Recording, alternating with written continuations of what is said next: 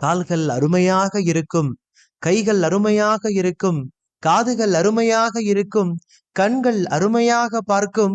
இப்படிப்பட்ட சூழ்நிலையிலும் கூட தொழுகையை ஒரு மனிதன் விடுகிறான் என்றால் அவனை விட மிகவும் கை செய்தப்பட்டவன் இந்த உலகத்தில் வேறு யாரும் இருக்க முடியாது. அண்மையில் இணையத்தில் வெளியான ஒரு காணொளி காண்போரை மெய்சிலிர்க்க வைக்கிறது. கைகள் இல்லாத மாற்றுத்திறனாளி ஒரு இளைஞர் தொழுகைக்காக வேண்டி பள்ளிவாசல் வரைக்கும் நடந்து சென்று தவண்டு சென்று தொழுகையை எப்படி தொழுகிறார் என்பது குறித்து பாருங்கள்.